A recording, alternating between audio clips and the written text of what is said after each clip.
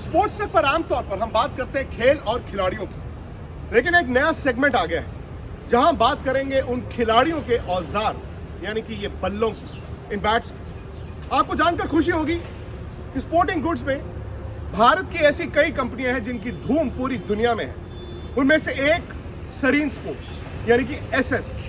ये मेरे हाथ में एसएस का ग्लैडिएटर है और ये मेरे हाथ में एसएस का टन है। ये वो बल्ले हैं जो दुनिया भर के दिग्गज बल्लेबाजों के हाथ में आपने देखे हैं। इन बल्लों से उन्होंने चौके छक्कों की बरसातें भी की हैं और आपको ये जानकर खुशी होगी कि 1969 से ये कंपनी मेरठ में काम कर रही है और मेरठ में जाकर आप चाहे तो ओरिजिनल बल्ले खरीद लीजिए।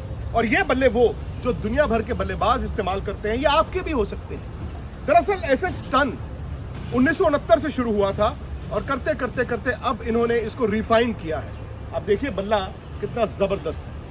ग्लैडिएटर आपने पिछले कुछ सालों में देखा है और ये बल्ले भी दुनिया भर के बल्लेबाज इस्तेमाल करते हैं। लेकिन आपको ये जानकर खुशी होगी कि सिर्फ एसएस स्पोर्ट्स नहीं, कई और कंपनियां हैं जिनकी धूम पूरी दुनिया में है।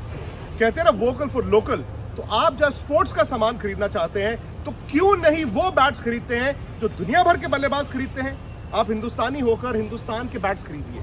लेकिन यहां पर खतरा यह है कि डुप्लीकेट बैट्स भी मार्केट में आते हैं। जब आपने इतना अच्छा विलो, महंगी विलो का बल्ला खरीदना हो तो क्यों आप डुप्लीकेट बैट खरीदना चाहिए।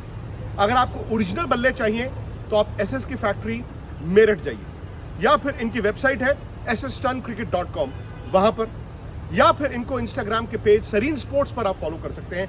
क्योंकि जब आप इतना महंगा बल्ला खरीदते हैं तो बल्ला वो होना चाहिए जिससे चौके छक्कों की बरसात हो, जो आपके हाथ में सजे। बल्ला वो नहीं जिसमें स्टिकर तो लगा हो लेकिन वो डुप्लीकेट हो।